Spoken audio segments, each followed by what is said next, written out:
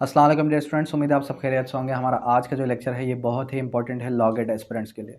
जैसे कि आप सबको पता है कि within few days law GAT conduct होने जा रही है। अब लॉ गेट लास्ट डेज़ के अंदर किस तरीके से हमने कवर करनी है। फर्स्ट ऑफ ऑल तो ये चीज़ कि आपने लॉ गेट में जब अपीयर होना है तो लॉ गेट के अंदर 100 मार्क्स होंगे, 100 में से 50 पर पास है। डेट मीन्स कि नेगेटिव मार्किंग नहीं है, आपने एक भी क्वेश्चन छोड़ कर नहीं आना। सेकेंडली ये कि आपने ध्यान से अपने माइंड को प्रेजेंट कर कर जो है सारे के सारे क्वेश्चन अटैम्प्ट करने हैं। कोई भी ऐसा क्वेश्चन जो आपको लगता है कि स्टार्टिंग के अंदर आपने आधा सवाल पढ़ा और आपको लगा कि ये क्वेश्चन जो है बिल्कुल इसका जवाब बी होगा, लेकिन जब तक आप उस क्वेश्चन को अच्छे तरीके से पढ़ ना लें तो उसके आंसर को हरगिज़ सर्किल ना करें। टिक का मैं कहता हूँ तो फिर अक्सर स्टूडेंट टिक भी करके आ जाते हैं, तो बेहतर यही है कि आप टिक ना करें बल्कि सर्किल बनाना है उसको। और सर्किल के लिए आपने बॉल पेन यूज़ करनी है, पॉइंटर या XYZ कोई और पेन यूज़ नहीं करनी, ब्लू जो है बॉल पेन यूज़ करना है। अच्छा, आज के इस लेक्चर के अंदर हमने जो है कानून शहादत ऑर्डर कंप्लीट रिवाइज़ करना है, ठीक है। और कानून शहादत ऑर्डर को हमने कोशिश करनी है कि इन वन लेक्चर इसको जो है एक ही गो थ्रू में कंप्लीट रिवाइज़ कर लें।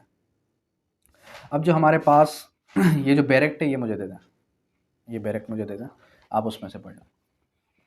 अब जो कानून शहादत ऑर्डर है, लास्ट डेज के अंदर आपने फोकस कौन कौन से सब्जेक्ट्स पर करना है। जैसे कि आपको पता है कि लॉ गेट के अंदर QSO, CPC, legal ethics, CRPC, PPC, constitution of Pakistan, leading cases, international law, Islamic jurisprudence और मॉडर्न ज्यूरिस्प्रूडेंस, ये 10 सब्जेक्ट्स हैं। लेकिन अब लास्ट डेज के अंदर हमने जो है सारे के सारे सब्जेक्ट्स पर फोकस नहीं करना, बल्कि हमने क्या करना है, हमने CPC, कानून शहादत ऑर्डर, लीगल एथिक्स और क्रिमिनल लॉ पर फोकस करना है। लेकिन अगर क्रिमिनल लॉ का भी आपके पास टाइम नहीं है तो आपने फोकस करना है लीगल एथिक्स, CPC और कानून शहादत ऑर्डर QSO पर। तो अब कानून शहादत ऑर्डर के अंदर कितने आर्टिकल्स हैं, ये भी ऑप्शन आ सकता है। कानून शहादत ऑर्डर के अंदर हमारे पास 166 आर्टिकल्स हैं। कानून शहादत ऑर्डर रिपील किस कानून से हुआ? इंडियन एविडेंस एक्ट 1972 से। नेक्स्ट क्वेश्चन, कानून शहादत ऑर्डर कहाँ पर एप्लीकेबल नहीं है? कानून Shahadat order is not applicable on arbitration and family loss. दूसरा सवाल कि कानून शहादत ऑर्डर कब पास हुआ? तो कानून शहादत ऑर्डर 1984 के अंदर पास होता है। इसकी जो डेट ऑफ इनेक्टमेंट है, डेट ऑफ इन्फोर्समेंट, ये भी आपने याद रखनी है। एक सवाल आपका इंटरप्रिटेशन यानी कि डेफिनेशन से लाजमी आता है।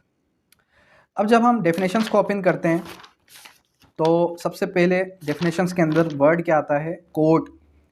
देखें, कोर्ट की डेफिनेशन इस लॉ के तहत कुछ और होगी, CPC के तहत कुछ और होगी, क्रिमिनल लॉ के तहत कुछ और होगी। आपने अगर लॉ ऑफ एविडेंस, वहाँ पर ऑप्शन ये, वहाँ पर पोर्शन ये नहीं आएगा कि कानून शहादत ऑर्डर फिर आप उसके सवालों को जवाब दे रहे हैं, आपके पास आएगा लॉ ऑफ एविडेंस। तो आपका लॉ ऑफ एविडेंस आपका पाकिस्तान के अंदर कौन सा है? कानून शहादत ऑर्डर। तो आपने ये चीज़ याद रखनी है। दूसरा, कोर्ट मीन्स ऑल जजेस, magistrates, all person except arbitrator legally bound to take evidence, ठीक है। डॉक्यूमेंट्स, अब जो डॉक्यूमेंट्स की डेफिनेशन यहाँ पर है वही डॉक्यूमेंट्स की डेफिनेशन PPC सेक्शन 33 के अंदर है, ठीक है। अब हमारे पास जो डॉक्यूमेंट की डेफिनेशन है वो क्या है कि any letter, mark, figure, substance और anything upon which can be use for the purpose of recording any matter is called document. फिर उसके बाद एविडेंस। एविडेंस के अंदर क्या आता है? एविडेंस दो काइंड्स के हैं, एक ओरल एविडेंस है, एक डॉक्यूमेंट्री एविडेंस है। अब जहाँ पर वर्ड आ जाएगा ना ऑल स्टेटमेंट्स, तो वो क्या है? स्टेटमेंट क्यों देते हैं? स्टेटमेंट कौन देता है?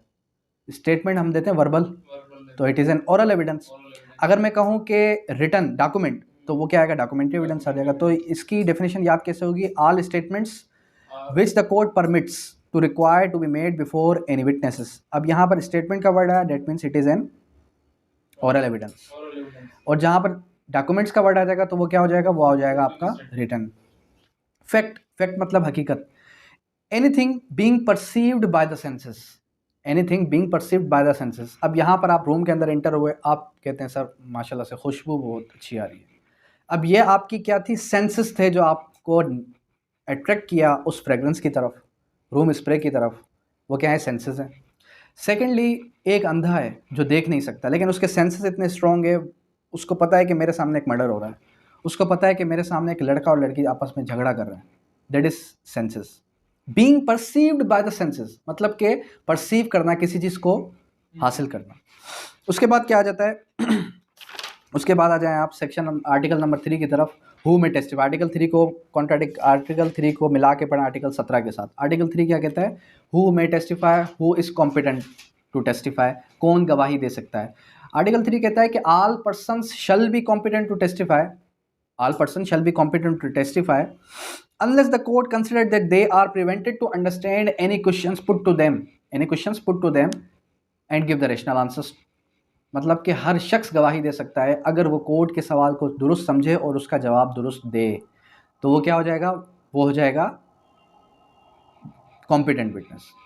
फिर आगे कहता है कि provided that a person shall not be competent to testify, shall not, क्या आगे? Shall not competent to testify if he is prevented, if he is convicted by the court of perjury. Perjury का जिक्र कहाँ आता है?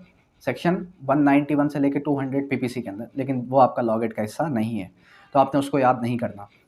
तो कोई भी शख्स अगर कोर्ट के अंदर झूठी गवाही दे चुका है, पर्जरी में मुलविस हो चुका है, तो वो क्या है? नहीं है, कॉम्पिटेंट विटनेस नहीं है। फिर आगे कहता है कि फर्दर प्रोवाइडेड, एक्सेप्शन की एक्सेप्शन आ गई कि अगर वो जो है रिपेंडेड और मेंडेड हिज वेज, का मतलब क्या है? रिपेंडेड और मेंडेड हिज वेज यानी कि वो अपने रास्ते पे, दुरुस्त रास्ते पे वापस आ चुका हो और जो है पशेमान हो चुका हो अपने उस झूठी गवाही देने से, तो कोर्ट चाहे तो, अब यहाँ पर डिस्क्रिशन ऑफ द कोर्ट, यहाँ पे शल का वर्ड नहीं है, यहाँ पे भी कोर्ट की डिस्क्रिशन है। कोर्ट चाहे तो उसकी गवाही ले, चाहे तो ना ले, लेकिन कोर्ट जब भी गवाही लेगी तो कोशिश करेगी कि as per the injunctions of Quran and Sunnah ले। अब आते हैं आर्टिकल 17 की तरफ। आर्टिकल 17 क्या कहता है? Competence and number of witnesses in Hudood cases. जब competence and number of witnesses की बात की जाएगी हुदूद मैटर्स के अंदर, मैं थोड़ा फास्ट इस वजह से भी चल रहा हूँ क्योंकि हमारे पास क्यूएसओ की आज लास्ट क्लास है, ठीक है। तो नंबर ऑफ विटनेसेस का जिक्र आर्टिकल 17 के अंदर है कि कितने गवाह होंगे, कितने गवाह होंगे। फाइनेंशियल ऑब्लिगेशंस की बात की जाएगी तो कितने गवाह होंगे? 2 मर्द या 1 मर्द और 2 औरतें, यानी कि 2 मेल और 1 मेल एंड 2 फीमेल। अभी आपने याद रखना है 1 मेल एंड 2 फीमेल। अब यहाँ जो वर्ड एंड है वहाँ पर कभी कभी और भी दे देता है, तो आपको कन्फ्यूजन क्रिएट हो जाती है। फिर आगे क्या कहता है? आगे आ जाते हैं हम आर्टिकल 4 से लेकर 14 तक। आर्टिकल 4 से लेकर 14 तक किस चीज़ की बात करेगा? आर्टिकल 4 से लेकर 14 तक बात करेगा हमारे पास प्रिविलेज कम्युनिकेशन। प्रोटेक्टेड कम्युनिकेशन भी कहते हैं, प्रिविलेज कम्युनिकेशन भी कहते हैं। डेफिनेशन क्या है प्रिविलेज कम्युनिकेशन की? अगर आपको समझ में नहीं आती तो वो डेफिनेशन ये है कि any communication which is protected from the force disclosure. मैं आपको फोर्स करूँ, उसामा ने आपको क्या बात बताई थी? आप नहीं डिस्क्लोज करते, that is force disclosure, that is an protected communication. अब आर्टिकल 4 के अंदर क्या बात करता है? जज एंड मैजिस्ट्रेट। जज एंड मैजिस्ट्रेट की बात करता है कि जज जो है, जज को कभी भी बाउंड नहीं किया जा सकता, जज को कभी भी फोर्स नहीं किया जा सकता कि आपने उसको सज़ा इतनी क्यों दी, जब तक, इसकी एक्सेप्शन भी इसी आर्टिकल के अंदर मौजूद है। वो क्या एक्सेप्शन है? वो एक्सेप्शन सिंपली ये है कि अगर उसका सुपीरियर अथॉरिटी, सुपीरियर जज उससे पूछे तो वो उसका जवाब दे सकता है। फर्दर आर्टिकल 5 के अंदर communication during marriage. Communication during marriage की क्या बात करता है कि जब भी कोई शख्स किसी के साथ शादी में हो, शादी कर चुका हो, तो वो जो उसका पार्टनर था वो उसके खिलाफ गवाही नहीं दे सकता क्रिमिनल मैटर्स के अंदर, सिविल मैटर्स के अंदर, लेकिन family matters, family dispute between them के अंदर वो दे सकता है। अब इसकी एक्सेप्शन भी कहाँ आ गई? इसी आर्टिकल के अंदर आ गई कि वो दे सकता है, लेकिन कोई भी ऐसा मैटर जो उन दोनों के दरमियान है। अब देखें ये आर्टिकल क्या है? अगेंस्ट इस्लाम है। किस तरीके से अगेंस्ट इस्लाम है? कुरान पाक के अंदर अल्लाह ताला फरमाते हैं कि गवाही दो चाहे वो तुम्हारे अहलो अयाल के ख़िलाफ़ ही क्यों ना हो। यानी कि अगर आपका वालिद अगर कोई मर्डर करे तो आपने अगर कुछ देखा है तो आप उसके ख़िलाफ़ भी गवाही दें, इस्लाम ये कहता है। तो अगर आपकी वाइफ ने आपको किसी भी ऑफेंस के अंदर मुजरिम पाया है तो वो भी ड्यूटी बाउंड है कि वो आपके ख़िलाफ़ गवाही दे, लेकिन क्यूएसओ कहता है कि नहीं दे। ठीक है, तो खैर इतने हम डिटेल में नहीं जाते, इंशाल्लाह फिर किसी दिन इसको डिटेल में डिस्कस करेंगे। उसके बाद आर्टिकल नंबर कौन सा आ जाता है? आर्टिकल नंबर आता है 7, official communication. No public officer shall be compelled to disclose. ये जो वर्ड है ना, shall be compelled to disclose, ये लाइन आपने रट्टा लगा देनी है। कौन सी? Shall be compelled to disclose. Compel का मतलब मजबूर करना। Communication made to him official confidence, यानी कि ऑफिशियल कॉन्फिडेंस में आप मेरे अंडर काम करते हैं, मैं आपको यकीन दिलाता हूँ कि आप मेरे खिलाफ गवाही मत दीजिएगा। आप ये जो कम्युनिकेशन हमारे दरमियान हुई है ये एक ऑफिशियल कॉन्फिडेंस में है, आप इसको किसी के सामने डिस्क्लोज मत कीजिएगा। तो ये आर्टिकल 7 ये बात करता है। उसके बाद आर्टिकल नंबर 8 क्या कहता है? Information is to commission an offence. किसी शख्स ने कोई जुर्म किया। आर्टिकल 7 में मतलब जैसे कोई आर्मी की कोई मतलब सीक्रेट मिशन हो गया तो उनको मना करेंगे, अगर वो बोल देगा तो उसके मतलब वो जुर्म नहीं होगा? वो जुर्म होगा। देखें, कहने का मतलब क्या है कि आप एक जो है सीक्रेट या फिर आप एक एजेंसी में काम करते हैं, आपको बताया गया कि भाई इस इलाके के अंदर बॉम्ब है। अब अगर आप बता देंगे, लोगों को बता देंगे, लोग एकदम हाड़ाहुड़ी मचा देंगे, लोग जो है एकदम भागने की कोशिश करेंगे। तो आपको ये कहा कि आपने बताना नहीं है किसी को। तो अगर आपको कोई मजबूर भी करे तब भी आपने नहीं बताना, तब भी आपने नहीं बताना। कोई आपको मजबूर नहीं कर सकता। इस आर्टिकल का मतलब क्या है कि कोई आपको मजबूर नहीं कर सकता। आप बता देते हैं, उसके बाद क्या होगा वो इस आर्टिकल के अंदर बात नहीं लिखी हुई। ठीक है, अब क्लियर है? आगे बढ़ते हैं। Article number 8, information is to commission of offence का मतलब क्या है कि अगर कोई शख्स चोरी की इत्तला करे तो उसको ये इनाम दिया जाएगा। अक्सर आता है कि अगर ये एक आदि मुजरिम है, ये शख्स भगोड़ा है और ये शख्स जो है इसने ये जुर्म किए हुए हैं, अगर कोई भी शख्स ये इत्तला दे दे कि ये शख्स कहाँ पाया जा सकता है तो उसको 10 लाख रुपए का इनाम दिया जाएगा। ठीक है, ऐसे आपने देखे होंगे मूवीज़ के अंदर। अब ये कहता है कि no magistrate, police officer and revenue officer. आपने इस आर्टिकल नंबर 8 के अंदर 3 वर्ड्स याद रखते हैं, magistrate, police officer and revenue officer पर ये चीज़ें एप्लीकेबल है कि उसको ये नहीं बताया जा सकता कि shall be compelled to say where any of information of an offense of any commission of offense shall be compelled to say whence he got any information। Magistrate से नहीं पूछा जा सकता आपको ये किसने इतला दी। पुलिस ऑफिसर से ये नहीं पूछा जा सकता यार ये मर्डर तो हुआ था, इसकी इतला किसने दी। रेवेन्यू ऑफिसर से भी ये नहीं पूछा जा सकता कि इस डॉक्यूमेंट में हेरफेर थी, आपको इसका किसने बताया। बिजली के बिल के पीछे लिखा होता है कोई भी अगर बिजली की चोरी की इतला देगा उसका नाम सिगा राज में रखा जाएगा। तो ये जो वर्ड है ना सिगा राज में रखा जाएगा, तो ये इस आर्टिकल पर एप्लीकेबल है। अब आते हैं आर्टिकल नंबर 9। आर्टिकल नंबर 9 कहता है प्रोफेशनल कम्युनिकेशन। प्रोफेशनल कम्युनिकेशन क्या कहता है? No advocate. आर्टिकल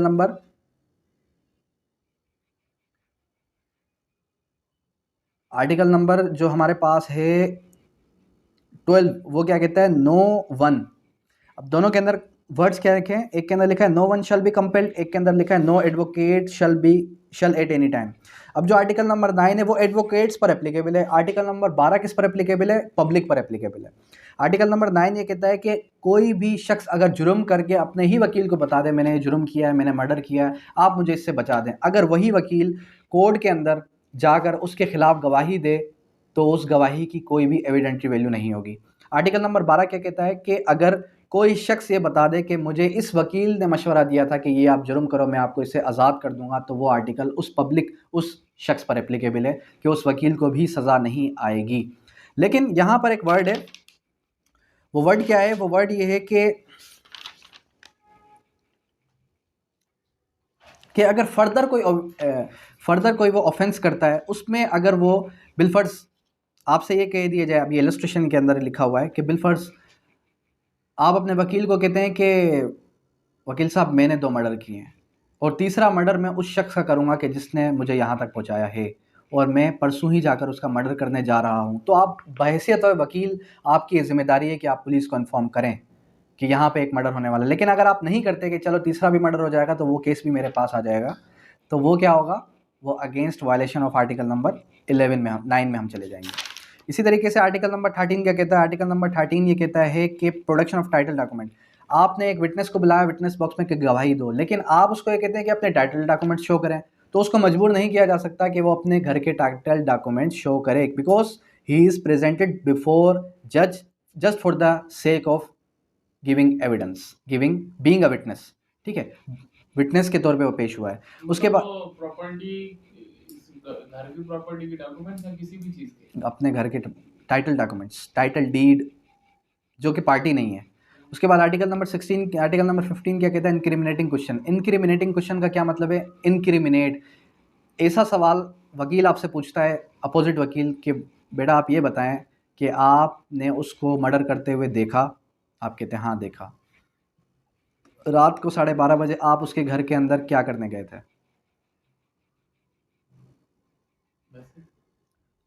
रात को, अच्छा वॉइस सही भेजे, रात को 12:30 बजे आप उसके घर क्या करने गए थे। अब आप सोचते हैं कि मैं अगर ये बता दूं कि मैं वहाँ पर मैं खुद भी एक मर्डर करने गया था उसी शख्स का जो मर गया, तो आप खुद भी मुजरिम ठहर जाएंगे। तो ये आपने प्रोटेक्शन ले ली, किसकी प्रोटेक्शन ली? Article 13 of constitution of Pakistan. यही बात कहाँ लिखी है? अब आते हैं आर्टिकल 13 पे। आर्टिकल 13 क्या कहता है? Protection against self incrimination. Article 13 सब क्लास 2 क्या कहता है? Protection against double punishment and self incrimination. किसी को मजबूर नहीं किया जा सकता वो अपनी ही ज़ात के खिलाफ गवाही दे, खुद के खिलाफ वो विटनेस बन जाए, तो आप प्रोटेक्शन लेंगे। प्रोटेक्शन की एप्लीकेशन मूव करेंगे आर्टिकल 13 की, जो ऑन द रिकॉर्ड जज के सामने आएगी। उसके बाद फिर आप अगर गवाही देते हैं कि हाँ मैं वहाँ पर मर्डर करने गया था, तो आपकी वो गवाही किसी और मैटर के अंदर, किसी और केस के अंदर उस गवाही की कोई एविडेंटरी वैल्यू नहीं होगी। क्लियर है यहाँ तक? उसके बाद आर्टिकल नंबर 16 क्या कहता है? आर्टिकल नंबर 16 कहता है accomplice. An accomplice shall be competent to testify, an accomplice shall be competent to testify except in Hudood cases. अब ये जो वर्ड है हुदूद केसेस, ये जो हुदूद मैटर्स है, इस वर्ड को वो मिस कर देता है और वो पूछता है आपसे कौन से केसेस के अंदर जो आपका अकम्प्लिस है वो गवाही नहीं दे सकता। Family matters, Hudood cases, criminal matters. तो आंसर क्या है? हुदूद केसेस। इसी तरीके से जहाँ पर वर्ड क्या है? यहाँ पर वर्ड है an accomplice shall be competent to testify. लेकिन हमारे पास आर्टिकल नंबर 129 बी जब आप खोलेंगे 129 और उसकी इलस्ट्रेशन बी, वहाँ पर लिखा है an accomplice is unworthy of credit. An accomplice is unworthy of credit. यहाँ पे कह रहा है shall be competent to testify, वहाँ पर क्या कह रहा है कि अकम्प्लिस की गवाही मत लो। क्यों? क्योंकि वो काबिल एतमाद के लायक नहीं है। ठीक है, तो ये भी आपको याद होना चाहिए। फिर फर्दर आ जाता है आर्टिकल नंबर 18। आर्टिकल 18 हमारे पास चैप्टर नंबर 3 स्टार्ट हो गया, जो क्या कहता है? Relevancy of fact.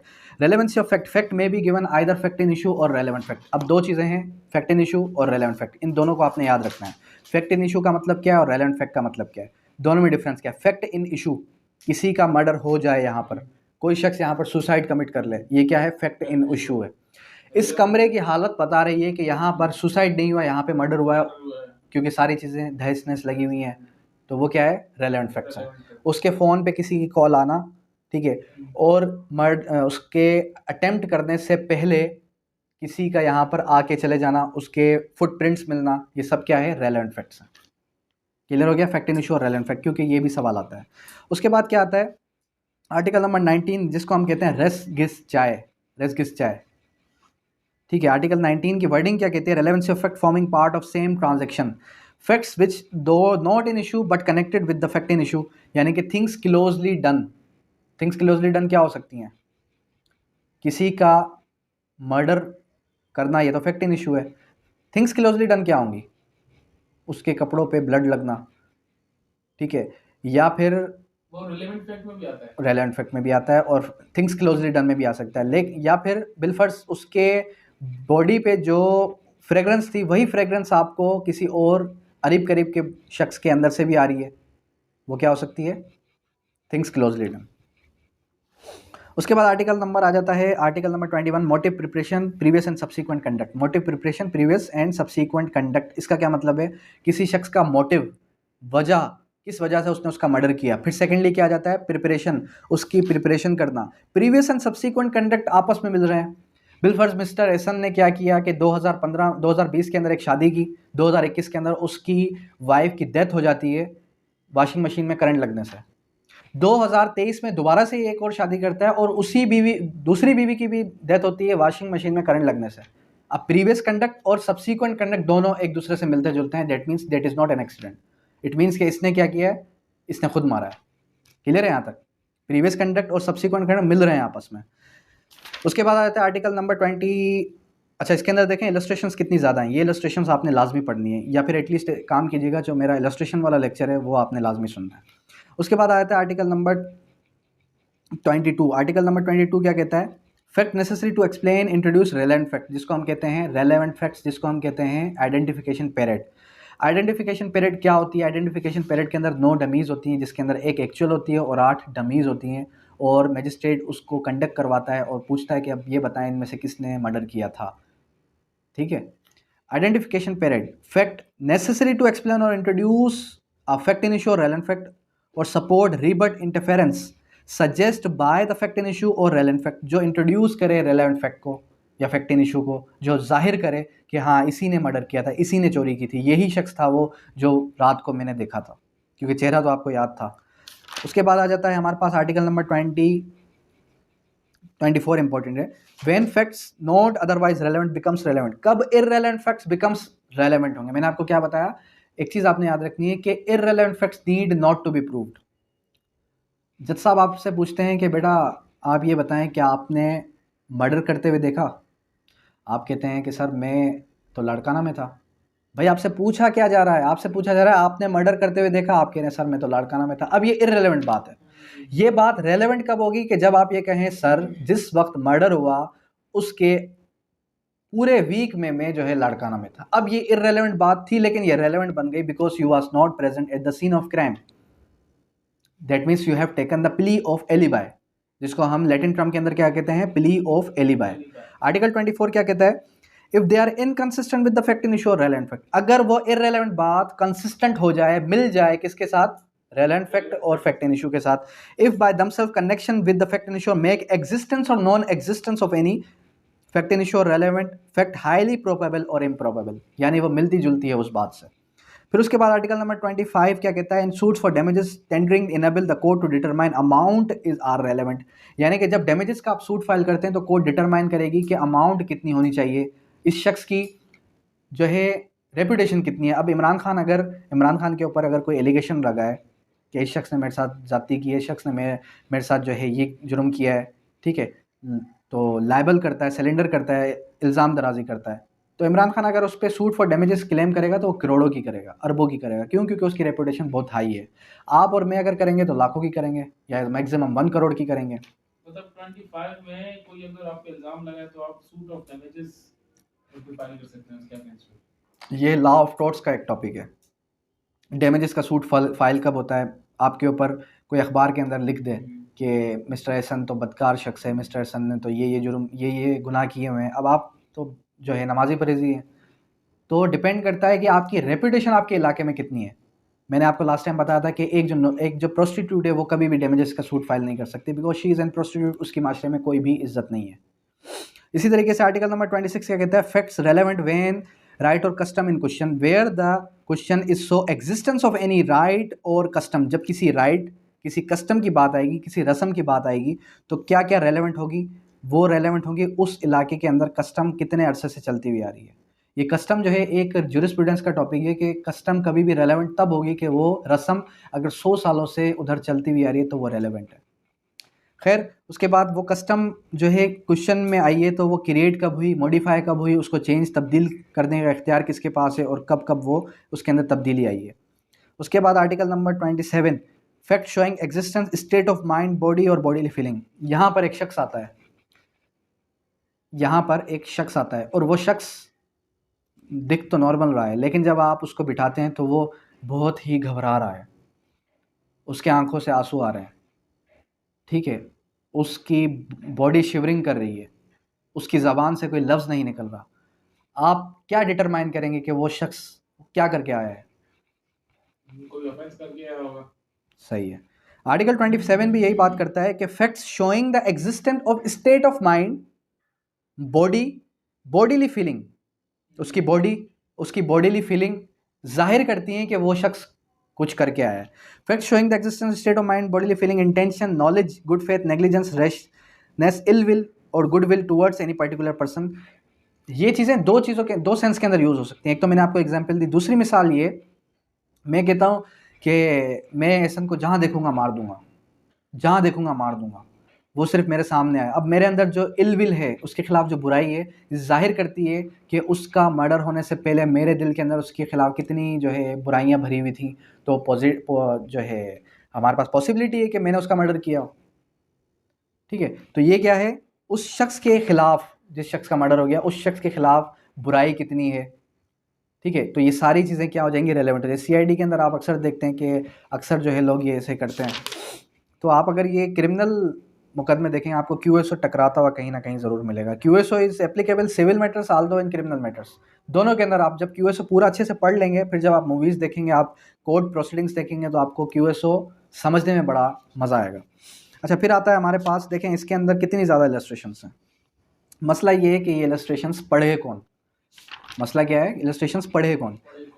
आर्टिकल 28 कहता है facts bearing the question whether it was accidental और इंटेंशनल। अब सवाल ये आता है कि ये एक्ट जो है वो इंटेंशनल था या एक्सीडेंटल था, वो फैक्ट्स बताएंगे, वो हकीकतें बताएंगी, क्योंकि हमारा चैप्टर अभी कौन सा चल रहा है, relevancy of fact. Relevancy of fact क्या कहता है कि कौन कौन सी चीज़ें रेलेवेंट होंगी, तो उस एरिया के अंदर उसका आना जाना या उस एरिया के अंदर एक्सीडेंट का होना ना होना, ये चीज़ें बताएंगी कि वो एक्सीडेंटल था या रेलेवेंट था। फिर उसके बाद article 29 existent course of business are relevant. आपने एक हफ्ते पहले मेरे घर पे एक पार्सल भेजा, आपने एक हफ्ते पहले मुझे एक पार्सल भेजा।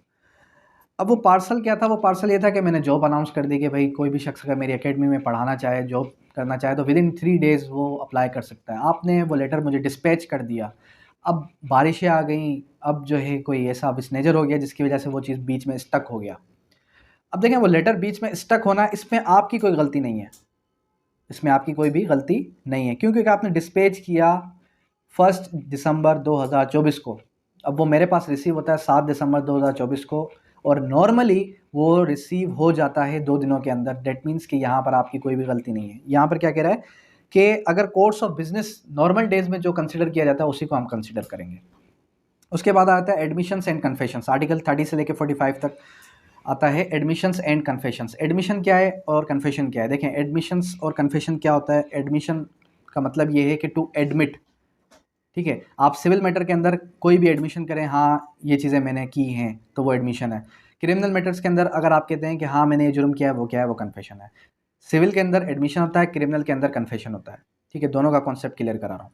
अब सिविल के अंदर क्या होता है कि 4 बंदे हैं, जिसने एक के साथ कॉन्ट्रैक्ट किया, चारों में से कोई एक भी कह दे कि हम चारों ने मिलकर इसके साथ कॉन्ट्रैक्ट किया है, तो वो क्या हो जाएगा, वो सबका एडमिशन हो जाएगा, ठीक है।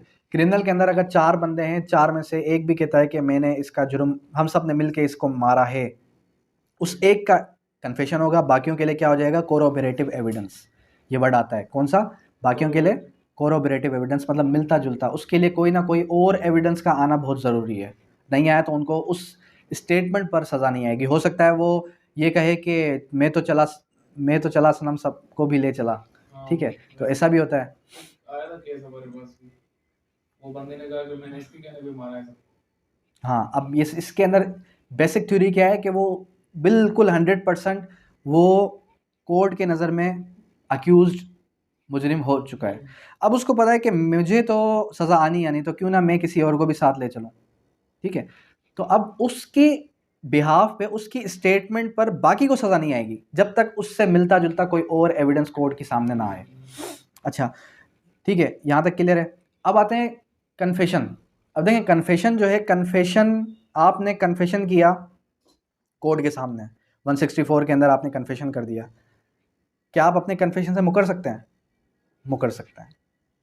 आपको हो सकता है ना, आप आगे चल के अपील में जाएं और आप आगे चल के ये कहते हैं कि सर मुझसे जो कन्फेशन लिया गया था, मैं अंडर थ्रेट था, मैं अंडर प्रेशर था। तो वो जज के ऊपर इल्जाम लगा रहा है ना, अपने माइंड के ऊपर, कि मैं अंदर प्रेशर था, मेरी फैमिली जो है उसने किडनैप की हुई थी, इस वजह से मैंने कन्फेस किया था। कन्फेशन से रिट्रैक्ट किया जा सकता है। Confession, there you can retract from confession, but you couldn't retract from admission. Admissions acts as estoppel. Article 45 of Qanun Shahadat order क्या कहता है, एडमिशन एक्ट्स एज स्टॉपल। जब आपने एक बार एडमिशन कर लिया, एडमिशन ऑफ गिल्ट कर लिया, कन्फेशन की डेफिनेशन क्या है, एडमिशन ऑफ गिल्ट। आपने एक बार एडमिशन कर लिया, आप उससे मुकर नहीं सकते, ये बात लिखी है article 45 of Qanun Shahadat order में। क्लियर है यहाँ तक? अब उसके बाद आता है कि कन्फेशन कहाँ कहाँ पर एडमिजिबल नहीं होगा। कन्फेशन आर्टिकल 37, आर्टिकल 38 और आर्टिकल 39 पढ़ें। आर्टिकल 37, 38 क्या कहता है कि confession in front of police, confession in custody of police is no confession. जब आप पुलिस के सामने कन्फेशन देते हैं पब्लिक के अंदर, जब आप पुलिस की कस्टडी में कन्फेशन देते हैं पुलिस स्टेशन के अंदर, तो उसकी कोई भी अहमियत नहीं होगी। ये जो मूवीज़ के अंदर दिखाते हैं ना कि भाई उसने पुलिस के सामने कन्फेशन कर लिया, उसके बिहाफ पे उसको सज़ा आ गई, ये बिल्कुल गलत है। आर्टिकल 39 क्या कहता है कि एक ऐसी कंडीशन है कि जहां पर पुलिस के सामने कन्फेशन किया गया हो और उसको जो है सज़ा आ जाए। मिस्टर एहसन कहता है कि मैंने उसामा का मर्डर किया, मैंने उसामा का मर्डर कर दिया, उसकी लाश को जो है गोरा कब्रिस्तान में दफना दिया, और उसके मेरे जितने भी मर्डर के विटनेस एविडेंस थे, चाकू, कपड़े, खून से लेस थे कपड़े, ये सारी चीज़ें मैंने फोल्ड करके अलमारी के अंदर छुपा दी। अब ये आप स्टेटमेंट दे रहे हैं पुलिस के सामने जाके, 161 का बयान दे रहे हैं पुलिस के सामने जाके। अब आपने जो स्टेटमेंट दी, उस स्टेटमेंट पर पुलिस जाती है, उसकी कवर को निकालती है, पुलिस आती है, इस घर की तलाशी लेती है, और उस तलाशी में उसको रिकवरी में वो सारी चीज़ें बरामद होती हैं।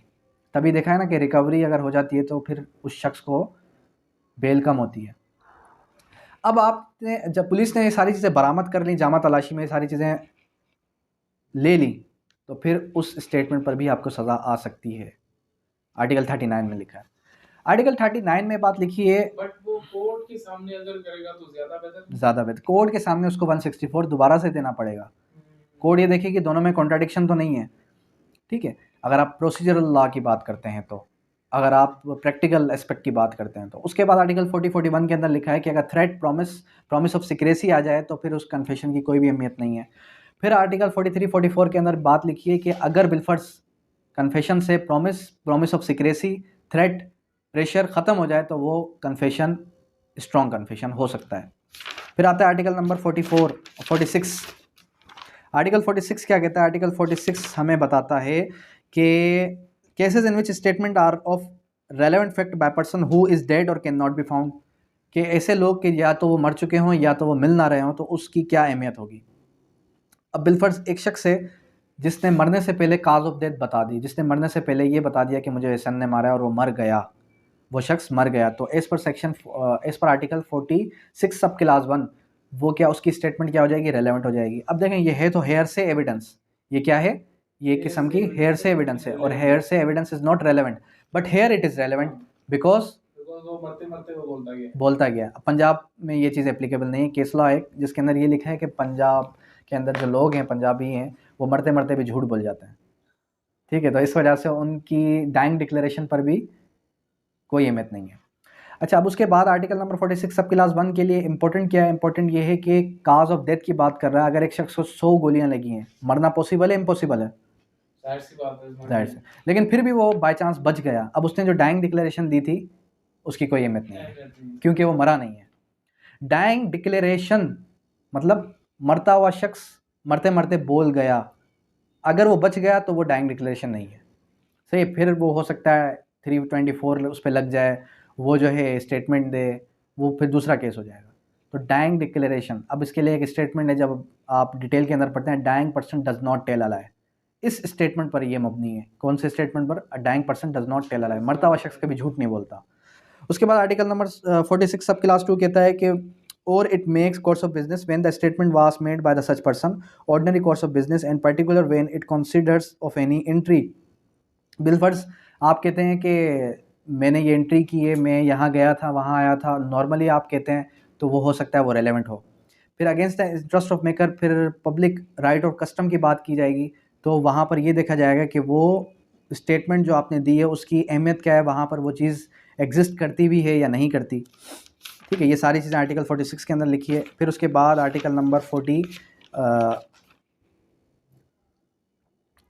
Entries of book of account when relevant. आप इस बिल्डिंग के अंदर इंटर होते हैं, यहाँ से एग्जिट होते हैं, यहाँ पर एक वॉचमैन है जो एंट्री करता है, कौन आ रहा है कौन जा रहा है, तो उसका जो रजिस्टर्ड है, इसका जो रजिस्टर है वो मेंटेन्ड है, प्रॉपर्ली मेंटेन्ड है, तो वो भी रेलेवेंट है। वो रेलेवेंट कहाँ पर होगा?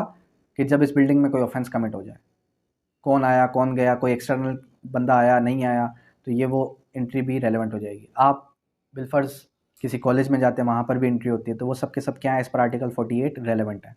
Article 49 relevancy of entry of public record perform duty. जब आप एंट्री करते हैं किसी पब्लिक रिकॉर्ड के अंदर, आप जो है बिलफर्ज FBR चले जाते हैं, वहाँ पर एंट्री करवाते हैं, वहाँ पर आप कहते हैं मैंने FBR का टैक्स पे करना है, रिवाइज पे करनी है, तो आपको जो वो स्टैंप लगा कर दे रहे हैं FBR की, उस पर डेट भी लिखी है, टाइम भी लिखा है, तो वो क्या है? वो भी रेलेवेंट है। क्यों? क्योंकि आपने गवर्नमेंट के जो है ऑफिस के अंदर जाके एंट्री करवाई है। Entry of public other official book register on record fact in issue और रेलेवेंट फैक्ट, अगर वो हिस्सा बन जाए फैक्ट इन इशू या रेलेवेंट फैक्ट का, तो वो भी आपका रेलेवेंट हो जाएगा। क्लियर है? उसके बाद 53 how much of a statement is to be proved. यहाँ से ये चैप्टर भी बड़ा इंपॉर्टेंट है, 53 से 58 तक। 53 से 58 तक क्या बात करता है कि स्टेटमेंट का कितना हिस्सा साबित करने की ज़रूरत है। 53 what evidence to be given when the statement part of conversation book series of letter or paper. ये क्या है? बुक है। कौन सी बुक है? कानून शहादत।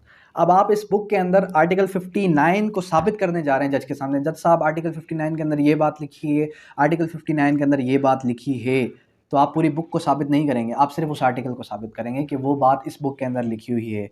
चाहे फिर ये लेटर्स के अंदर बात हो, चाहे फिर ये बुक की बात कर रहा हो, चाहे फिर ये कन्वर्सेशन की बात कर रहा हो। अब आप कहते हैं कोई भी पर्टिकुलर पैरा हो जिसका मैं जिक्र करूं जज के सामने, तो आपने उस पैरा को साबित करना है। अब बिलफर्ज आप कहते हैं कि जज साहब दोनों पार्टीज बिफोर फ्यू डेज आपस में इन दोनों के बीच में 1 घंटे की कन्वर्सेशन हुई। अब आप क्या समझते हैं कि जज को आप पूरे 1 घंटे की कन्वर्सेशन सुनाएंगे? नहीं, आप उस 1 घंटे की कन्वर्सेशन को ओपन करेंगे, ओपन करने के बाद बताएंगे ठीक है। अब आप उस मिनट पे आएंगे कि इन दोनों के दरमियान ये बात भी हुई, उस बात को साबित करेंगे। पूरी कन्वर्सेशन को साबित करने की ज़रूरत हरगिज़ नहीं है। इसी तरीके से article 54 previous judgments relevant to bar second suit. ये हमने कहाँ पढ़ा है? ये हमने पढ़ा है section number 11 code of civil procedure के अंदर। अच्छा, section number 11 code of civil procedure के अंदर भी ये बात लिखी है, सेक्शन 26 जर्नल क्लासेस के अंदर भी ये बात लिखी है, और आपके 403 सीआरपीसी के अंदर भी ये बात लिखी है कि अगर एक मुकदमा हो जाए और उसके वो केस डिस्पोज ऑफ हो जाए तो दोबारा से आप फ्रेश सूट नहीं कर सकते, same party same litigant same cause of action पर। इसी तरीके से उसी कोर्ट में या दूसरी कोर्ट में भी, लेकिन अपील में तो जा सकते हैं, अपील में जा सकते हैं, लेकिन फ्रेश सूट नहीं कर सकते ना। ठीक है। क्रिमिनल के अंदर क्या है? क्रिमिनल के अंदर पहले जो है सेकंड एफआईआर पे बैंड नहीं था। आपने मेरे खिलाफ एफआईआर कटवाई, मैंने आपके खिलाफ एफआईआर कटवा दी। अब ऐसा नहीं होता। अब क्या होता है कि आपने मेरे खिलाफ एफआईआर कटवाई, आपने ही मुझे मारा और आपने ही मुझसे पहले जाकर मेरे खिलाफ एफआईआर कटवा दी। अब मेरे पास क्या रेमेडी है? मैं डायरेक्ट कंप्लेंट फाइल करूंगा 200 सीआरपीसी के तहत। कितने मिनट? अच्छा, क्लियर है यहाँ तक? अब आर्टिकल 53 क्या कहता है कि 54 क्या कहता है? Previous judgments relevant to bar second fresh suit. जब आपने जजमेंट पेश कर दी कि जज साहब ऐसा ही मुकदमा प्लेंटिफ ने डिफेंडेंट के खिलाफ किया था आज से 5 साल पहले, और वो सूट डिक्री भी हुआ था, जजमेंट भी आ चुकी है उसकी, और ये दोबारा से इसको लिटिगेशन को बढ़ाने के लिए दोबारा से केस फाइल कर रहे हैं कोर्ट का टाइम वेस्ट करने के लिए, तो फिर वो क्या होगा? वो बार हो जाएगा। उसके बाद article number 56 relevancy effect of judgment order decree and other mentioned in article 55। अब ये फजूल सी बात है, आर्टिकल इसको एक आर्टिकल के अंदर कंक्लूड करना था लेकिन उसको बढ़ा दिया गया। ये कह रहा है कि आर्टिकल 55 के अंदर जो बात नहीं है वो 56 के अंदर है। 56 को पढ़ते हैं तो कहता है 56 के अंदर जो बात लिखी हुई है जो 55 के अंदर नहीं थी वो 56 के अंदर है। 57 को पढ़ते हैं तो कहता है कि जो दो में नहीं थी वो इसके अंदर है। तो ये बढ़ाने के लिए इसको ये लूप होल कह सकते हैं आप।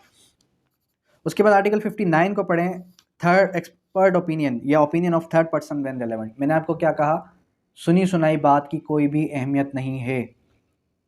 एक लाश पड़ी है यहाँ पे, अब उस लाश के सामने जब डॉक्टर आता है, डॉक्टर कहता है कि इस लाश का रेप भी हो चुका है और इसका मर्डर हुआ है, सुसाइड नहीं हुआ। क्या उस डॉक्टर ने देखा मर्डर होते हुए? नहीं। क्या उस डॉक्टर ने उस बॉडी को पोस्टमार्टम किया? उसने कैसे बताया? एक्सपर्ट था, ओपिनियन किया आपने। ज़बरदस्त। एक्सपर्ट ओपिनियन क्या कहता है? ओपिनियन ऑफ एक्सपर्ट 59 कहता है when the court has to form an opinion upon point of foreign law, science और आर्ट। ये 3 वर्ड्स आपने याद रखने हैं, फॉरेन लॉ, साइंस और आर्ट, और as to identity of hand writing. 4 चीज़ें आ गई। फिंगर इंप्रेशन 5 चीज़ें आ गई। ये 4-5 चीज़ें आपने याद रखनी है। Opinion upon the point of person specially skilled in such foreign law. वो जो शख्स स्किल्ड होगा उस फॉरेन लॉ में वही शख्स आके बताएगा और कोई नहीं बताएगा। Such person are called experts, उसको हम एक्सपर्ट्स का नाम देंगे। उसके बाद article number 60 facts bearing upon opinion of experts. वो हकाइक जो कि मबनी हो किस पर? एक्सपर्ट्स पर। फैक्ट्स नॉट अदरवाइज रेलेवेंट, वो फैक्ट्स इररेलेवेंट हो जाएंगे इफ़ दे सपोर्ट और inconsistent with the opinion of expert, अगर वो इनकंसिस्टेंट हो जाएं एक्सपर्ट्स के साथ। ठीक है। उसके बाद article number 62 opinion existence of right और कस्टम मेन, आर्टिकल 61 क्या कहता है? Opinion of hand writing when relevant. Hand writing कब रेलेवेंट होगी? When the court has to form an opinion as to person by whom such document was written. The opinion of any person acquainted with the handwriting. या तो उस शख्स को बुलाया जाएगा जो आइडेंटिफाई कर सके कि ये दोनों एक जैसी राइटिंग है, यानी यहाँ पर भी एक्सपर्ट की बात की गई, क्योंकि हम अक्सर जो है केसेस के अंदर देखते हैं कि जब हमें क्वेश्चन अराइज होता है कि ये हैंड राइटिंग इसकी नहीं है, तो हम क्या करते हैं, उसको फॉरेंसिक के लिए भेज देते हैं। ठीक है, फर्दर उसके बाद आता है article number 62, opinion as to existence of right और कस्टम। जब राइट और कस्टम की बात की जाएगी तो वो क्या होगा, when the court has to form an right और कस्टम यानी जर्नल कस्टम और राइट, द ओपिनियन, किसका ओपिनियन लिया जाएगा, वो लोग जो बड़े अरसे से वहाँ पर रहते हुए आ रहे हैं। फिर उसके बाद article number 64, opinion relationship when relevant. अब ये बड़ा इंपॉर्टेंट आर्टिकल है। यहाँ पर एक शख्स आता है, मैं उससे भाई जनाब, सर, बड़े ही एहतराम, अदब व एहतराम के साथ बात करता हूँ। आप कहते हैं कि शायद ये सर का भाई है, उसामा कहता है नहीं सर का कज़न है। दूसरा शख्स जो अमजद है वो कहता है नहीं ये सर का दोस्त है। अब इसका सही जवाब कौन दे सकता है? सर खुद ही दे सकते हैं, तो मेरा दोस्त है, भाई है, चलें इससे कजिन है।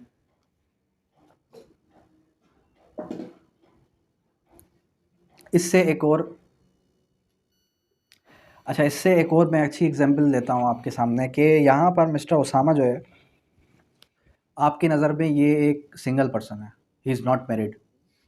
ठीक है, अब आप इसको यहाँ से निकलते हैं, देखते हैं यार इसको मैंने एक लड़की के साथ देखा, एक हफ्ते बाद दोबारा से आप उसको उसी लड़की के साथ देखते हैं, फिर एक महीने बाद दोबारा से आप भी देखते हैं, मैं भी देख लेता हूँ उसी लड़की के साथ।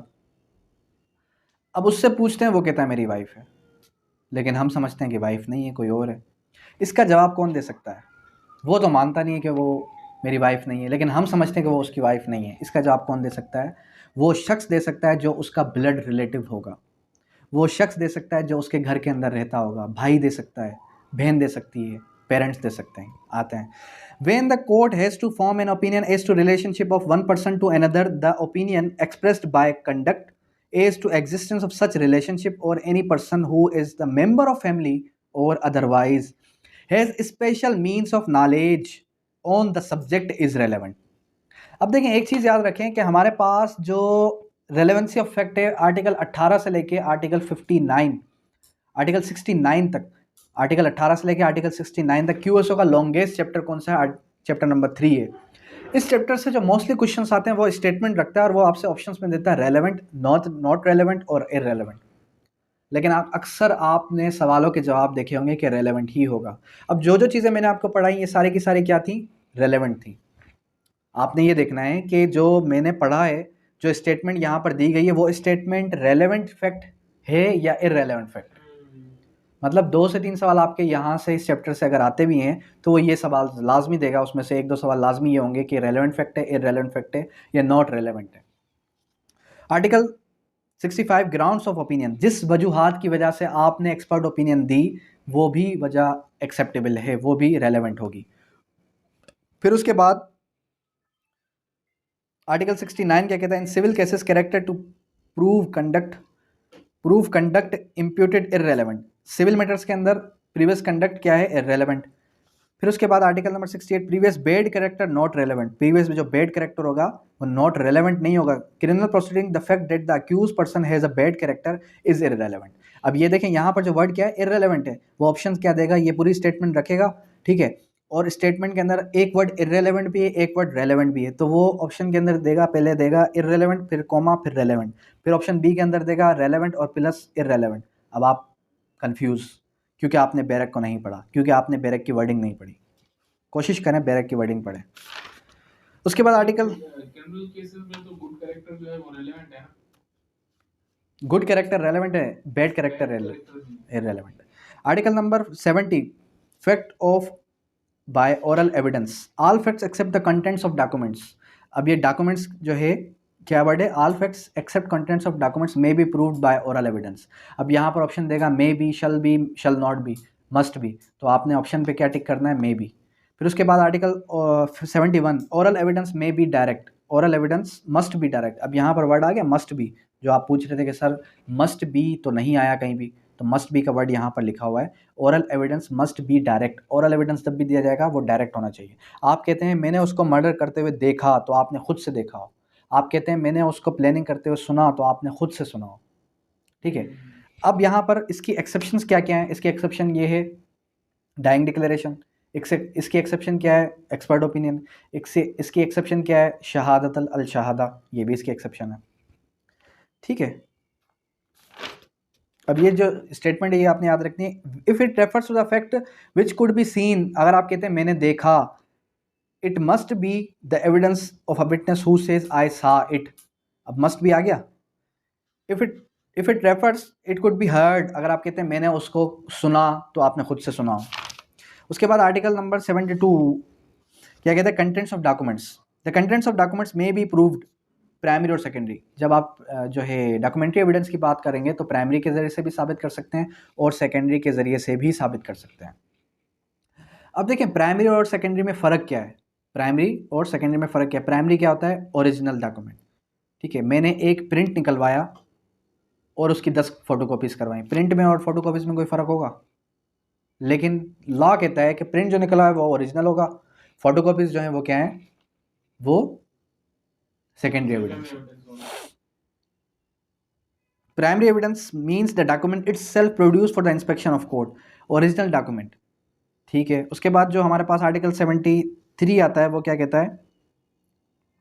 74, आर्टिकल 74 क्या कहता है? अब देखें 74 के अंदर जो वर्ड्स हैं आपने वो याद रखने। कौन सा? सर्टिफाइड कॉपीज़, फिर उसके बाद copies made for the from the original mechanical process. Mechanical process से के ज़रिए से अगर कोई भी फ़ोटोकॉपी निकलती है, यानी कि मैकेनिकल प्रोसेस क्या होता है? जो आपकी फ़ोटोकॉपी मशीन होती है, तो वो क्या है? वो भी सेकेंडरी है। Copies made compared with the original, एक पहले के दौर में क्या होता था? एक ओरिजिनल होता था, उसको देख के लोग जो है फ़ोटोकॉपी बना रहे होते थे, हाथ से बना रहे होते थे, तो वो भी क्या है? फ़ोटोकॉपी है।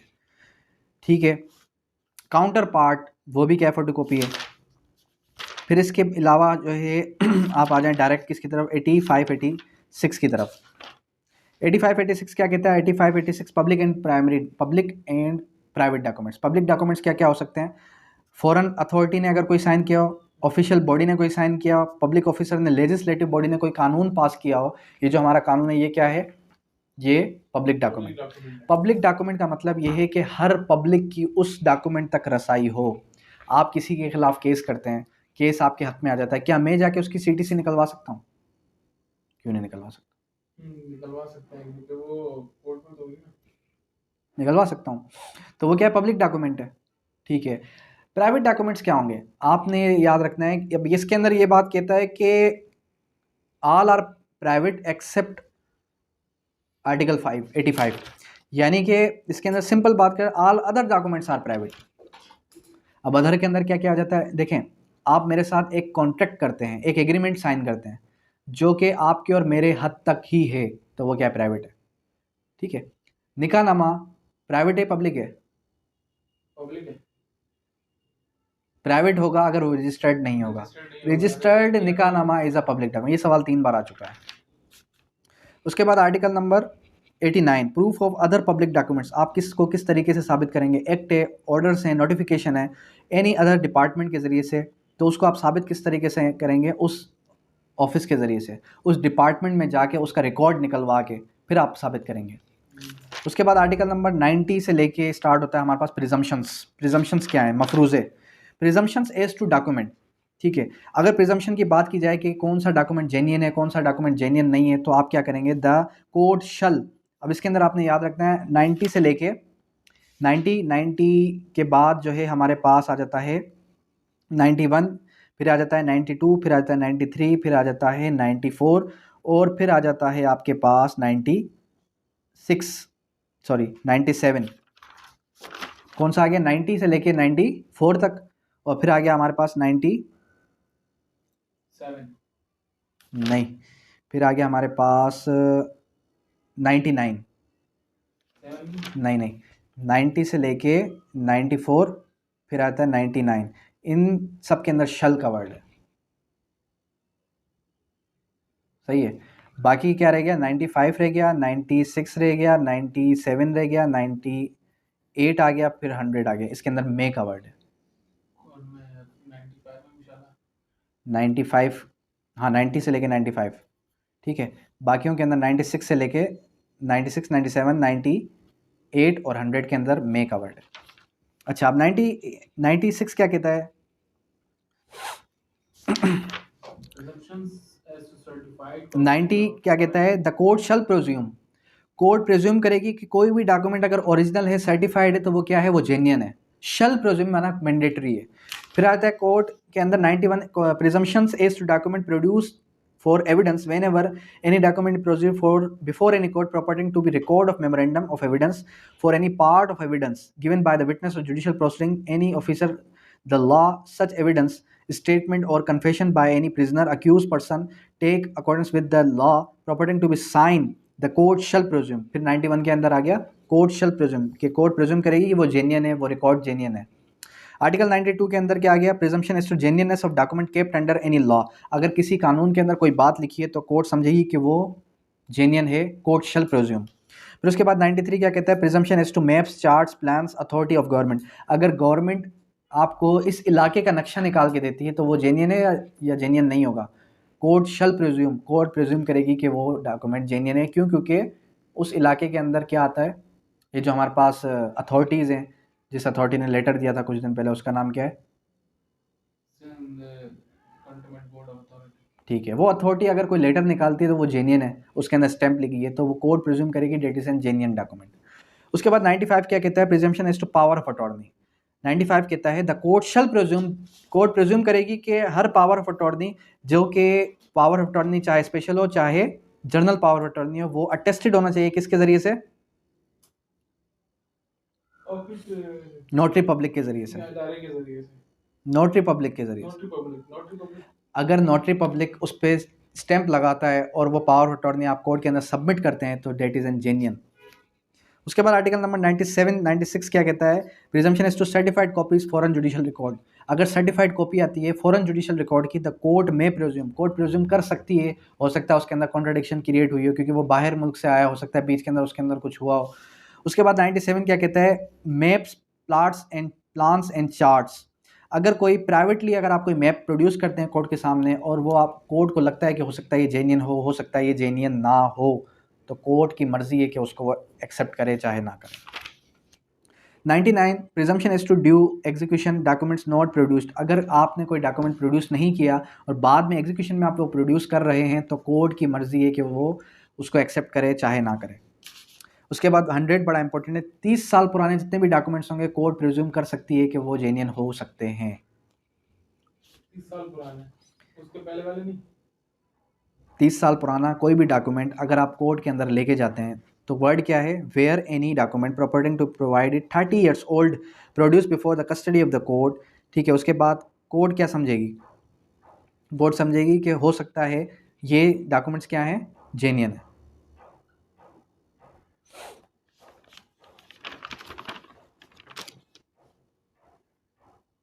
उसके बाद चैप्टर नंबर हमारे पास 6 आ जाता है कि exclusion of oral by documentary evidence. Exclusion of oral by documentary evidence का क्या मतलब है? Exclusion of oral by documentary evidence का मतलब यह है कि एक्सक्लूड कर देना। आप कोर्ट के अंदर गवाही देते हैं कि जज साहब इसने मेरे 10 लाख रुपए चुराए हैं, और वो शख्स क्या करता है? वो शख्स जो है वीडियो प्रेजेंट कर देता है कि जज साहब मैं वहाँ पर मौजूद ही नहीं था, या वो जो है रिटर्न के अंदर कोई डॉक्यूमेंट्री एविडेंस पेश कर देता है, तो कोर्ट किसकी बात मानेगी? आपकी या उसकी? क्यों? क्योंकि उसने डॉक्यूमेंट्री एविडेंस प्रोड्यूस किया है। यानी कि जब जहाँ पर ओरल और डॉक्यूमेंट्री दोनों के दोनों प्रेजेंट किए जाएंगे तो वहाँ पर आप क्या करेंगे? डॉक्यूमेंट्री एविडेंस को ज़्यादा प्रेफर करेंगे। क्लियर है यहाँ तक? फिर उसके बाद आ जाता है हमारे पास इस चैप्टर के अंदर फिर एक और आर्टिकल है जो हमें क्या कहता है? जो हमें सिंपल ये कहता है कि जहाँ पर डॉक्यूमेंट्री एविडेंस ना हो तो वहाँ पर आप ओरल भी दे सकते हैं। जिस तरीके से ओरल एग्रीमेंट्स होते हैं, वर्बल जो है हमारे पास जो ऑर्डर्स हैं वो भी आप देखते हैं कि वर्बल लोग जो है क्या करते हैं? टेंट ये रेंट एग्रीमेंट्स बनाते हैं वर्बली। ठीक है, उसके बाद आर्टिकल नंबर चैप्टर नंबर है हमारे पास 7 जो क्या बात करता है? Facts which need not to be proved. किस फैक्ट को साबित करने की ज़रूरत नहीं है? सबसे पहले आता है judicially noticeable fact need not to be proved. वो हकायक जिस पर जज खुद से नोटिस ले सकता है या लेगा, उसको साबित करने की हरगिज़ ज़रूरत नहीं है। किस तरीके से साबित करने की ज़रूरत नहीं है? बिलफर्ज संडे को छुट्टी है तो इसको आपको साबित करने की ज़रूरत है। 14 दिसंबर को छुट्टी है, इसको आपको साबित करने की ज़रूरत है? जज उस पर खुद से नोटिस ले सकता है। यानी कि अगर आपको गलती से 14 दिसंबर या संडे की डेट मिल गई, आप क्या करेंगे? ऑटोमेटिकली डेट मिल जाएगी, तो उसमें आपकी कोई भी गलती नहीं है, ऐसा होता है। Facts of which court must take judicial notice. अब वो कौन कौन सी चीज़ें हैं जिस पर कोर्ट खुद से नोटिस लेगी? All Pakistani laws. क्या आपको कोर्ट के अंदर ये साबित करने की ज़रूरत है कि ये कानून पाकिस्तान के अंदर एप्लीकेबल है या नहीं है? ठीक है। क्या उसके बाद आप जो है आर्म्ड फोर्सेस के वेपन्स लेके जाते हैं, क्या आपको ये साबित करने की ज़रूरत है कि वो वेपन्स पाकिस्तानी है या नहीं है? उसको भी साबित करने की ज़रूरत नहीं है। कोर्ट्स ऑफ प्रोसीडिंग, कोई भी कानून साज इदारा कोई ऑर्डर पास करता है तो उसको भी आपको साबित करने की ज़रूरत नहीं है। कोई पाकिस्तान की स्टैंप, ओरिजिनल स्टैंप है, उसको भी साबित करने की ज़रूरत नहीं है। ठीक है, इस तरीके से कोई फंक्शन, कोई सिग्नेचर, कोई भी ऐसी चीज़ उसको साबित करने की आपको ज़रूरत नहीं है। पाकिस्तान का झंडा, किसी मुल्क का झंडा, उसको भी साबित करने की ज़रूरत नहीं है। उसके बाद क्या कहता है? Admitted fact need not to be proved. अब देखें, एक औरत कहती है शादी हुई, निकाह हुआ, निकाहनामा प्रेजेंट किया, उसके बाद 3 बच्चे हुए, तीनों बच्चों के बर्थ सर्टिफिकेट प्रेजेंट किए। अब इसका और मेरे ताल्लुकात अच्छे नहीं, अब मुझे खुला चाहिए। वो अपनी प्रेयर के अंदर ये बातें लिखती है जब वो खुला फाइल करती है। उसका जो WS रिटर्न स्टेटमेंट आती है उसके अंदर हस्बैंड कहता है शादी हुई, admit, need not, no comments, यानी कि वो एक्सेप्ट कर रहा है कि निकाह हमारे दरमियान हुआ है। बच्चे हुए, वो कहता है कि बच्चे में से एक बच्चा मेरा है, 2 बच्चे मेरे नहीं है। अब जो एडमिटेड फैक्ट है, जो निकाह हुआ है, उसको साबित करने की ज़रूरत है, उस पर एविडेंस लीड नहीं होगी। अब दोनों के दरमियान जो एडमिटेड फैक्ट है, जो उसने तस्लीम कर लिया कि हाँ भाई हमारे बीच में निकाह हुआ है, उसको साबित करने की ज़रूरत नहीं है। आप और मैं कहें कि हम हर दिन 511 में रहते हैं, आप भी कहते हैं, मैं भी कहता हूं, तो उसको साबित करने की जरूरत हम कहते हैं, हम मालिक मकान को कहते हैं, मालिक मकान के खिलाफ केस फाइल करते हैं, तो हम केस के अंदर ये बात लिखते हैं, और मालिक मकान भी जब वो काउंटर ऑब्जेक्शंस फाइल करता है उसके अंदर भी ये बात लिख देता है कि हाँ भाई ये मेरे टेनेंट्स हैं, तो उसको साबित कर, रिलेशनशिप को अब साबित करने की ज़रूरत नहीं। उसके बाद आर्टिकल नंबर 114 से एक चैप्टर नया स्टार्ट हो जाता है, स्टॉपल। स्टॉपल का मतलब क्या होता है? टू स्टॉप समवन, रोक देना किसी को। स्टॉपल का मतलब क्या है? When any person has by his declaration, by his omission, by intentionally any person believe a thing to be true or acted upon such belief, neither or nor his representative shall allowed in suit proceeding। आप कहते हैं कि मैं जो है 10 लाख रुपए इनाम देता हूँ मुबारक को। अब आप डिक्लेरेशन दें, रिटर्न दें, तो उस पर आप मुकर नहीं सकते, बाद में उससे, उस बात से आप मुकर नहीं सकते, एडमिशन से आप मुकर नहीं सकते। अगर बोल दिया तो बोल दिया। Estoppel of tenant, licence person in position. अगर कोई शख्स ये कह दे कि मैं इस जगह का टेनेंट हूँ, तो वो उस बात से मुकर नहीं सकता। Once a tenant is always a tenant, यानी कि एक बार जो टेनेंट बन गया वो टेनेंट ही रहेगा, वो मालिक मकान कभी नहीं होगा, 100 साल ही भले वो किराएदारी क्यों ना हो। उसके बाद बर्डन ऑफ प्रूफ, आर्टिकल 117 से ऑनवर्ड स्टार्ट होता है। बर्डन ऑफ प्रूफ का मतलब क्या है? 12 सबूत किस पर होगा? कौन साबित करेगा कि जुर्म किसने किया है, किसने नहीं किया? क्रिमिनल प्रोसिक्यूशन साबित करेगी कि जुर्म किसने किया है, किसने नहीं किया। सिविल के अंदर दोनों पर बर्डन ऑफ प्रूफ लाया करता है, दोनों पार्टीज पर 50-50 होता है। अब क्रिमिनल के अंदर क्या होता है कि बर्डन ऑफ प्रूफ होता है किस पर? प्रोसिक्यूशन पे। Whoever desires any court, definition क्या हुआ? Desires any court to give judgment और legal right liability depends on existence fact he asserts must prove whose facts exist. यानी कि आप चाहते हैं कि कोर्ट आपके हक में फैसला दे, तो आप ही साबित करेंगे कि जो है इसने जुर्म किया है। आप चाहते हैं कि सिविल के अंदर आप चाहते हैं कि कोर्ट आपके हक में फैसला दे, टाइटल डॉक्यूमेंट प्रेजेंट करेंगे। हो सकता है मैं अपोजिट में हूं, तो हो सकता है मैं भी वैसे के वैसे टाइटल डॉक्यूमेंट्स प्रेजेंट कर दूं, तो अब बर्डन ऑफ प्रूफ दोनों पे आ जाएगा। By whom burden of proof lies, ठीक है, the burden of proof in a suit और proceeding lies upon a person who would fail, no evidence all were given either side. जब दोनों की तरफ से कोई भी नहीं आया तो फिर वो फेल हो जाएगा। इसी तरीके से article 121 burden of proving accused within exception, जब अक्यूज प्ली लेगा जनरल एक्सेप्शन की, तो बर्डन ऑफ प्रूफ शिफ्ट हो जाएगा। कहाँ से शिफ्ट हो जाए? प्रोसिक्यूशन से अक्यूज पे शिफ्ट हो जाएगा, उसको हम कहते हैं onus of proof. When burden of proof shift from one person to another, that is onus of proof. और यहाँ पर बर्डन ऑफ प्रूफ किस पे होगा? अक्यूज पर। उसके बाद आर्टिकल नंबर 122 क्या कहता है कि when any fact specially with in the knowledge of any person, burden of proving that fact is upon him. आप कहते हैं कि सर मुबारक तो ज़िंदा ही नहीं है, सर मुबारक की तो डेथ हो चुकी है 1 साल पहले। तो अब आप साबित करेंगे, क्यों? क्योंकि लोग कहते हैं कि उसकी वीडियोस तो हर दूसरे दिन प्रीमियर पे लग रही होती हैं। आप कहते हैं नहीं भाई, वो उसका चैनल तो कोई और चला रहा है और उसकी वीडियोस प्राइवेट थी, वो वीडियोस अब डेली बेसिस पे अपलोड हो रही हैं, वो शख्स तो अभी ज़िंदा नहीं है। लेकिन अब आप साबित करेंगे कि मेरी डेथ हो चुकी है, बाकी लोग साबित नहीं करेंगे। आर्टिकल 123 124 क्या कहता है, ये मैंने आपको पढ़ाया था लास्ट टाइम, कि burden of proving death of person known to have been alive within 30 years. अगर मैं 30 सालों से जिंदा हूं, अगर मैं 30 सालों से जिंदा हूं, कोर्ट में आप कहते हैं कि जज साहब उसकी तो डेथ हो चुकी है, और मैं आके खड़ा हो जाता हूं कि नहीं जज साहब मैं तो जिंदा हूं।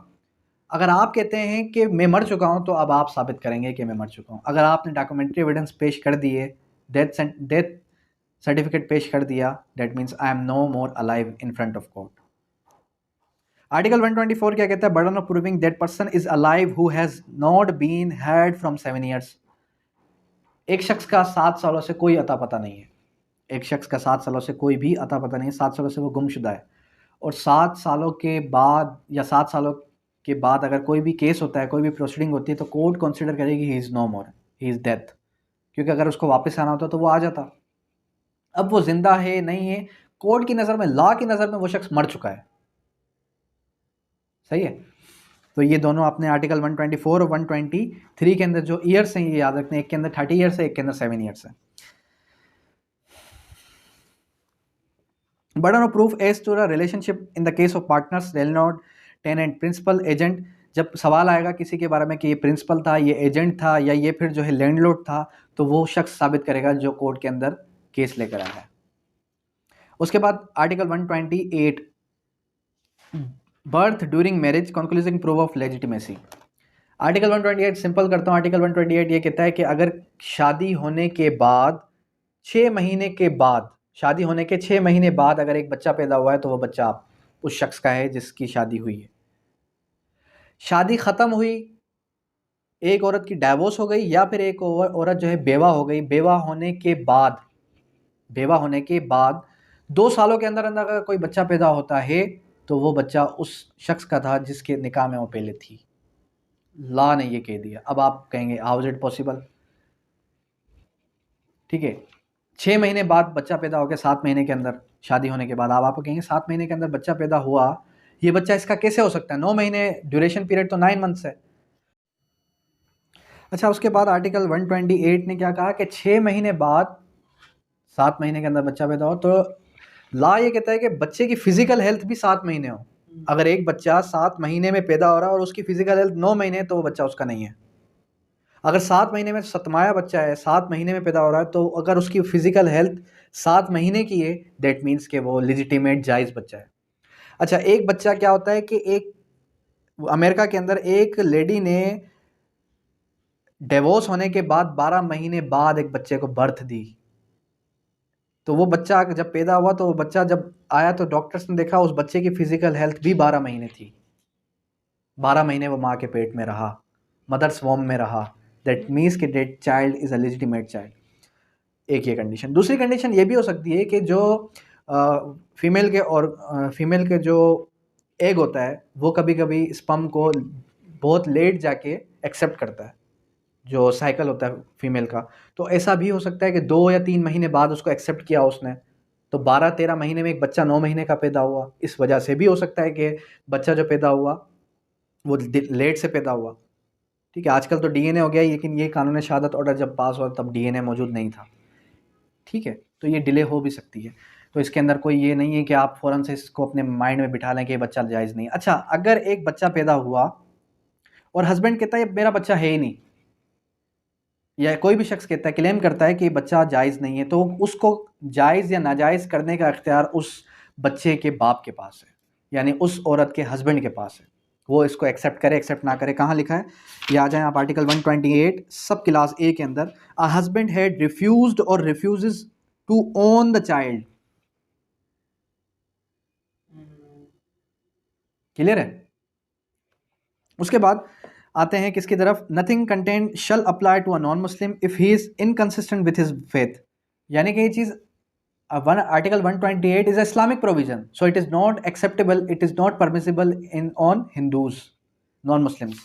आर्टिकल 129 क्या कहता है कि court may presume existence of certain facts, court may presume existence of certain fact, the court may presume existence of any fact which it thinks likely to have happened. अगर कोर्ट को लगता है कि ऐसा हो चुका होगा, ऐसा हुआ होगा, ऐसा नहीं हुआ होगा, तो कोर्ट समझेगी कि ऐसा हो चुका है या नहीं हुआ है, वो हम इलस्ट्रेशन के अंदर से समझेंगे।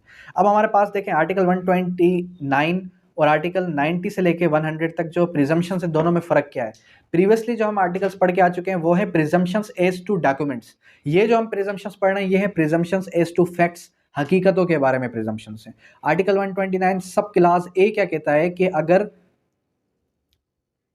इस रूम से मेरी एक कानून शहादत ऑर्डर की बुक गुम हो गई और वो अगर एहसन के पास से बरामद हुई, दैट मीन्स कि एहसन चोर है, चाहे फिर उसामा ने इसके रूम में आके रखी हो, लॉ कहता है कि ये चोर है। ठीक है। आर्टिकल 129 बी क्या कहता है, अगर किसी शख्स, कोई शख्स है जो कि क्या है, अकम्प्लिस है, तो कोर्ट उसकी गवाही को कोशिश करे कि ना ले क्योंकि वो काबिल एतमाद के लायक नहीं है। That the accomplice is unworthy of credit unless he is corroborated with material facts. ठीक है, तो ये सारी की सारी इलस्ट्रेशंस हैं।